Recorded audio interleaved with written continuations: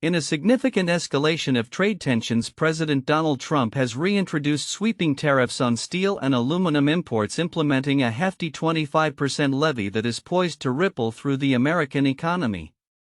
This move comes amid a backdrop of growing frustrations with foreign suppliers, particularly Canada, which has emerged as a focal point of Trump's ire. As the president doubles down on protectionist policies reminiscent of his first-term, businesses across various sectors are bracing for the financial impact of these tariffs. The recent tariff announcement made on March 12, 2025 aims to shield American steel and aluminum producers from international competition. Trump's rationale echoes his previous assertions: the imports threaten U.S. national security and by extension the country's military capabilities. If we don't have, as an example, steel, we just won't have a country very long, he emphasized during a recent address to Congress. However, the implications of this policy are far-reaching and complex. While the tariffs are intended to bolster U.S. manufacturing, the reality is that they will likely increase costs for American companies reliant on these metals. Automakers, construction firms, and beverage manufacturers that use aluminum cans are among those expected to feel the pinch, with experts warning that these tariffs could lead to higher prices for consumers and potential job losses. A report by the Center for Strategic and International Studies succinctly captures the potential fallout. Unilateral tariffs will raise prices, cost American jobs, and strain alliances. The situation is particularly precarious for companies like Steelport Knife Company in Portland, Oregon, which sources U.S. steel for its products. CEO Ron Cormier reported a 10% price increase from his steel supplier in anticipation of tariffs, making it increasingly difficult to remain competitive against foreign counterparts who may not face similar cost pressures. It's cheaper for them, Cormier lamented, highlighting the delicate balance small manufacturers must navigate in this evolving trade landscape. Historically, Trump's tariffs have had mixed outcomes. Initially imposed in 2018, they temporarily boosted domestic production in the steel and aluminum sectors but resulted in a significant downturn for downstream manufacturers. The U.S. International Trade Commission found that production at these companies fell by nearly $3.5 billion in 2021, overshadowing the $2.3 billion gains seen by steel and aluminum producers. Christine McDaniel, a research fellow at George Mason University's Mercatus Center, predicts a similar outcome this time around. There is no particular reason to think that the economics won't be more of the same. Moreover, the tariffs have already prompted retaliatory responses from key trading partners. Canada announced plans to impose $21 billion in retaliatory tariffs on U.S. goods, including agricultural products and other industrial items, escalating the trade war that threatens the stability of the North American market. Canadian Foreign Affairs Minister Melanie Joly has firmly stated Canadian sovereignty and identity are non-negotiable, emphasizing the deep-seated tensions this trade dispute has sparked. As these tariffs take effect, experts warn of the broader economic implications, including the potential for rekindled inflation and a slowdown in growth. John Murphy, senior vice president at the U.S. Chamber of Commerce, raised concerns about corporate investment decisions in this uncertain climate. If you're an executive in the boardroom, are you really going to tell your board it's the time to expand that assembly line? He questioned. Looking ahead, the trajectory of U.S. trade policy under Trump remains unpredictable. With plans for further tariffs on additional products from Canada and Mexico and a broader agenda aimed at reciprocal tariffs, the landscape is set for continued volatility. As businesses and consumers brace themselves for the consequences, the administration's approach will have lasting repercussions on the U.S. economy and its global trade relationships. The coming weeks will be crucial as companies adapt to these changes and as policymakers seek to navigate the fallout from a potentially protracted trade conflict. In an unprecedented revelation, a recording obtained by ProPublica has shed light on the inner workings of the Social Security Administration (SSA) under the current administration, particularly the influence of a controversial group known as DOGE, associated with Elon Musk's Department of Government Efficiency. Acting Social Security Commissioner Leland Dudek, while addressing senior staff and advocates, expressed a deep concern for the future stability of the agency. "I don't want the system to collapse," he stated, warning of potential catastrophes should the changes being pushed by DOGE mirror the sweeping reforms seen in other federal departments like USAID and the Treasury. Dudek's candid comments reflect a palpable tension within the SSA as he described the agency's precarious position amid rapid changes initiated by the DOGE team. This group, which Dudek referred to as the DOGE Kids, has been implementing reforms that have left many SSA employees confused and anxious about the future of their roles and the services provided to the 73 million Americans reliant on Social Security. "Are we going to break something?" he questioned, highlighting the uncertainty surrounding the ongoing transformations. The meeting, characterized by Dudek's informal yet alarming tone, revealed a broader narrative about the influence of the White House on the SSA's operations. With plans to cut at least 7,000 jobs and restructure the agency significantly, Dudek reiterated, "I work for the president. I need to do what the president tells me to do." His statements underscore the power dynamics at play, where political agendas seem to supersede the foundational mission of the SSA to provide Social Security benefits to those in need. Dudek's ambivalence towards his role and the directives from the Trump administration is striking. Once a faceless bureaucrat with a focus on IT and fraud prevention, he has recently found himself thrust into the limelight, grappling with the implications of drastic budget cuts and a potential outsourcing of customer service operations. "I've had to make some tough choices I didn't agree with," he admitted, revealing his internal struggle between following orders and advocating for the agency's integrity. As he navigated the complexities of the meeting, Dudek also touched upon the contentious issue of misinformation surrounding Social Security fraud, which President Trump has publicly amplified. While acknowledging the existence of records indicating centenarians in the SSA databases, he clarified that these individuals were not receiving benefits, thus countering the misleading claims made by the president. However, Dudek and his deputies appeared hesitant to directly confront these inaccuracies, reflecting a broader reluctance to challenge the narrative being advanced by the White House. The ramifications of Dudek's revelations extend beyond the SSA as they signal a troubling trend in the prioritization of political agendas over the well-being of vulnerable populations. Employees within the SSA have expressed confusion and concern regarding the future of the agency, particularly as layoffs loom and essential services risk being compromised. Staffers noted that the piecemeal approach to cuts has obscured the full extent of the changes occurring within the agency, raising fears about the impact on low-income elderly individuals and disabled persons who depend on timely assistance. Moreover, the efficiency of Social Security services has reportedly declined under the DOGE initiative, with several IT contracts being cancelled and systems experiencing frequent outages. This deterioration in service delivery not only jeopardizes the agency's operational capacity but also puts vulnerable beneficiaries at risk of further delays in accessing their rightful benefits.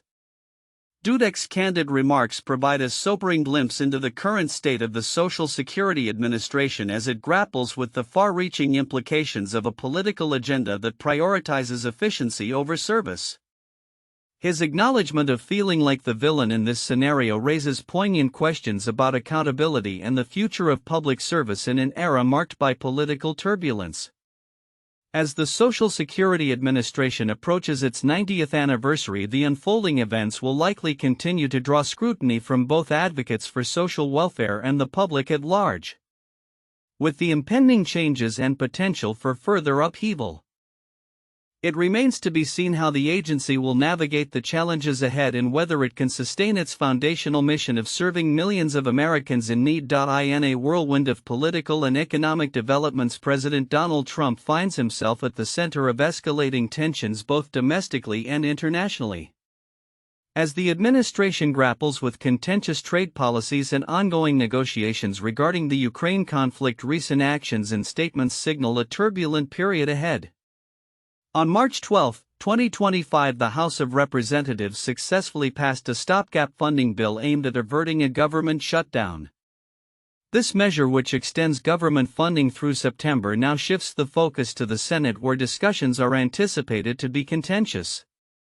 The narrow margin of the House vote 217 to 213 reflects the deep divisions that continue to characterize Congress, with many Democrats expressing concerns over the bill's implications for federal spending.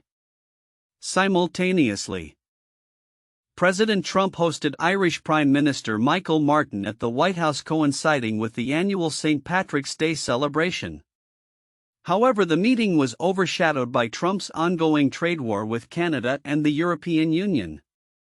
Trump's administration imposed a 25% tariff on imported steel and aluminum, a move that has sparked retaliatory responses from Canada, which announced over $20 billion in tariffs on U.S. goods. Canadian Finance Minister Dominic LeBlanc emphasized that the government is prepared to respond firmly to any U.S. actions that threaten Canadian jobs and industries.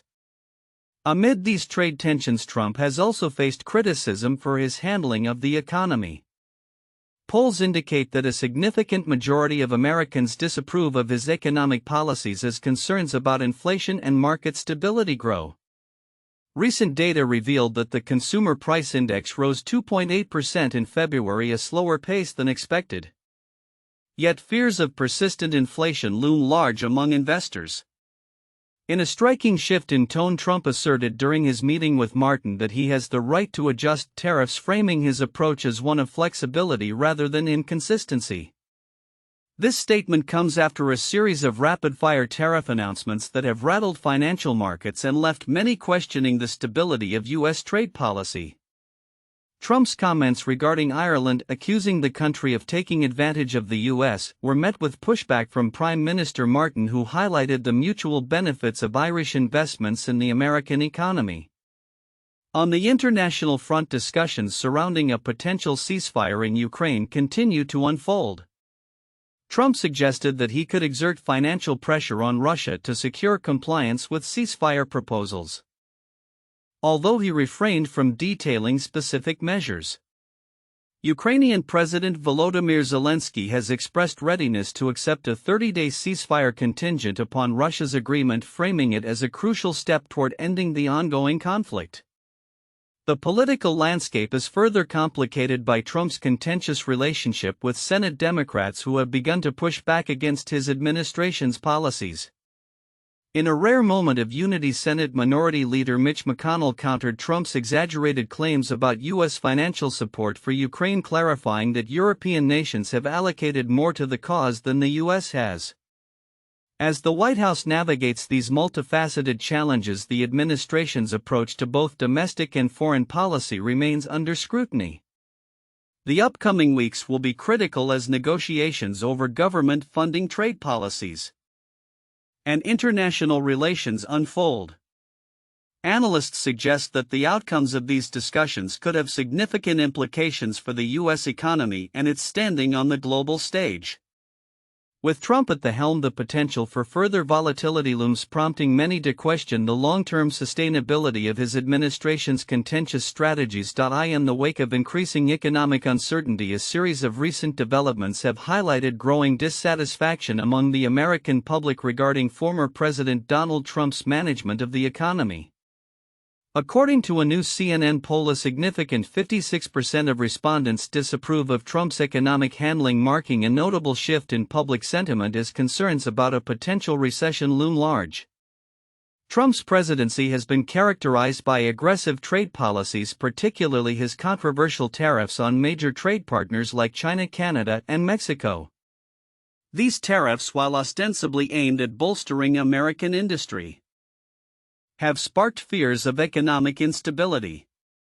Vox reported that the stock market has experienced a dramatic downturn recently, with major indices including the S&P 500 and Nasdaq erasing months of gains in a matter of weeks.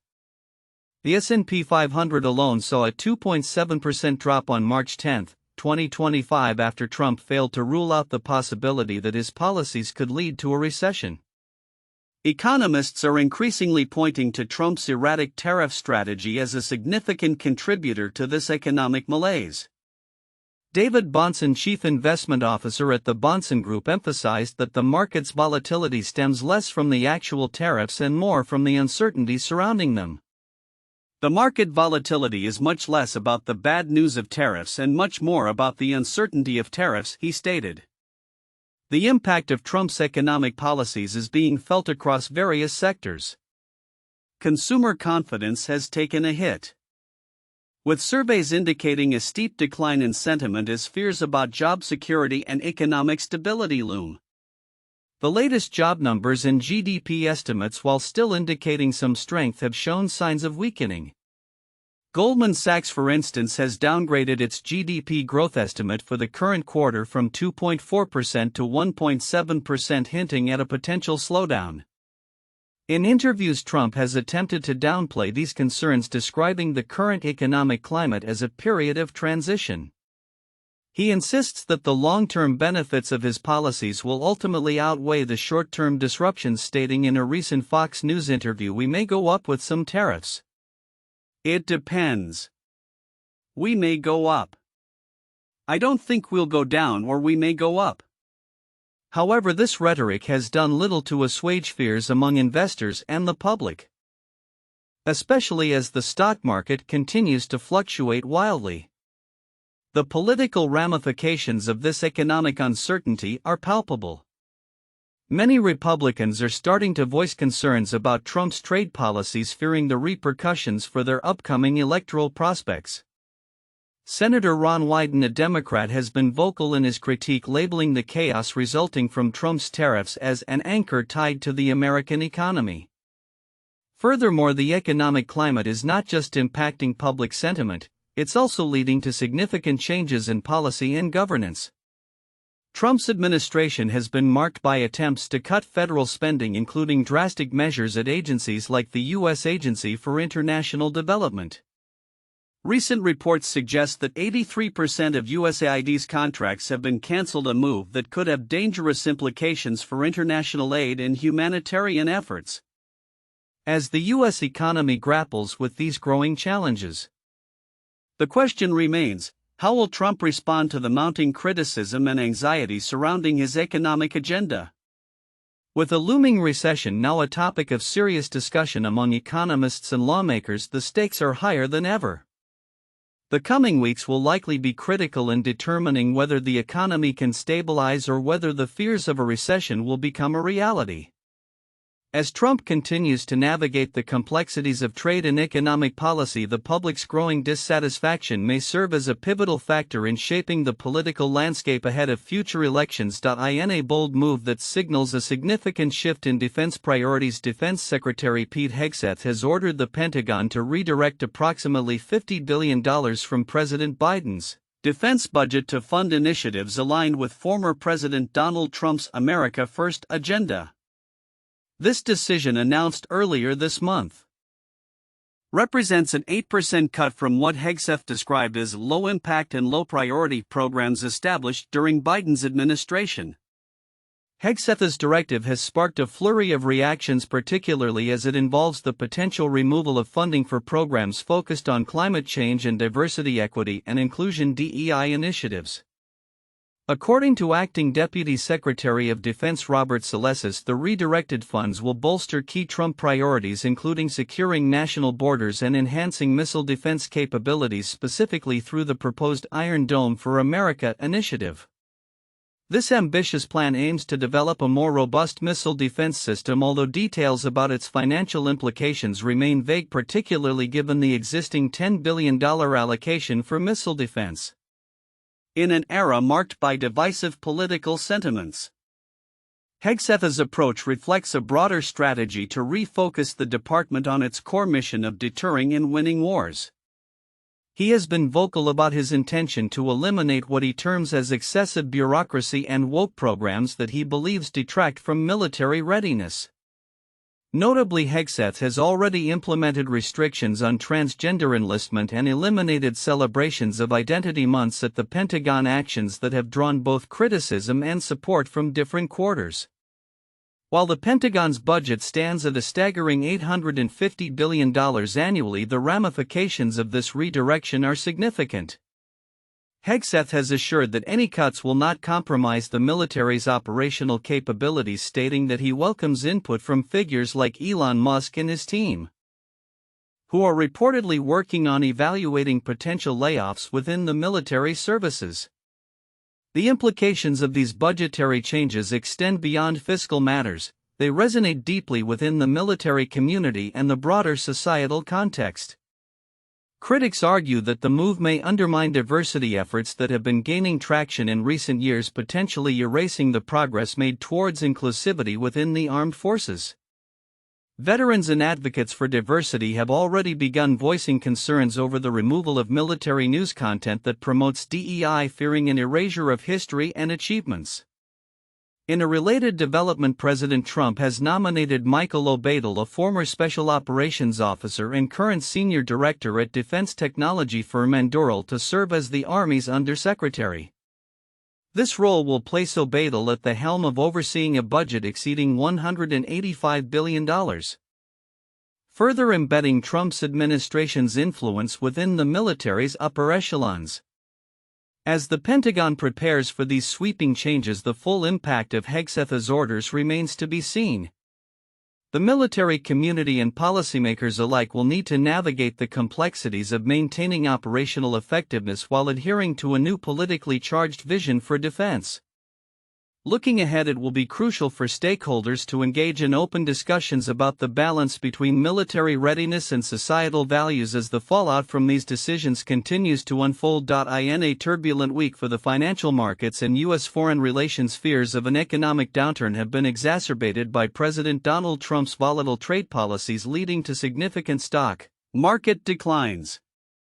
The S&P 500 index plummeted 2.7% on Monday, marking its worst day of 2025. Just a day after Trump hinted that his administration's aggressive trade policies might usher in a recession. We may go up with some tariffs. It depends. We may go up. I don't think we'll go down, or we may go up, Trump stated during a Fox News interview, leaving investors uneasy about the future. The uncertainty surrounding trade has created a climate of volatility on Wall Street, with analysts attributing the sell-off to apprehension over the unpredictable nature of Trump's tariff strategies, which have seen him impose and suspend tariffs on major trading partners like Canada, Mexico, and China. David Bahnsen, chief investment officer at the Bahnsen Group, expressed that the market volatility stems not just from negative news but from the uncertainty regarding tariff policies and their long-term implications. The fallout was swift. Following Monday's market crash, Asian stock markets also opened lower, with declines across major indices, including a drop of more than 2% in Japan and South Korea. The tech sector was particularly hard hit. The Nasdaq index entered correction territory last week, with major players like Tesla and Alphabet experiencing significant losses. In the midst of these economic anxieties, Secretary of State Marco Rubio has been tasked with navigating sensitive diplomatic waters. His recent comments suggested that Ukraine may have to concede territory to Russia as part of a peace agreement, a position that has drawn scrutiny from various quarters.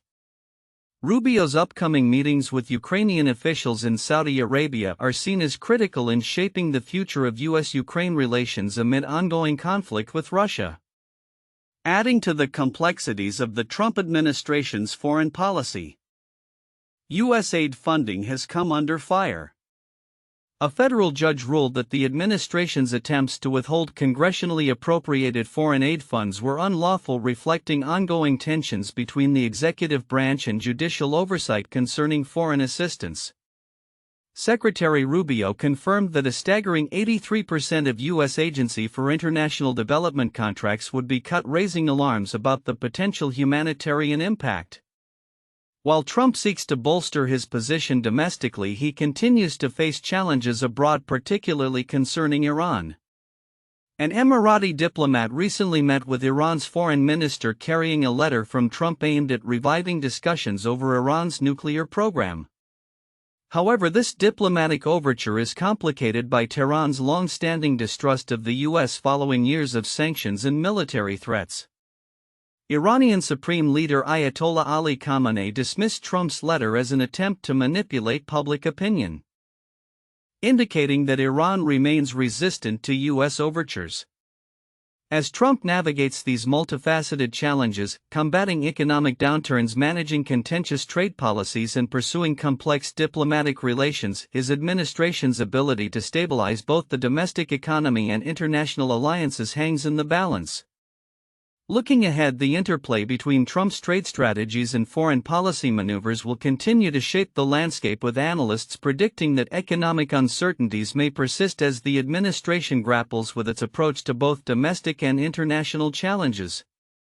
The upcoming months could prove pivotal as the administration seeks to clarify its economic strategies and diplomatic positions amid a backdrop of growing concern from investors and allies alike.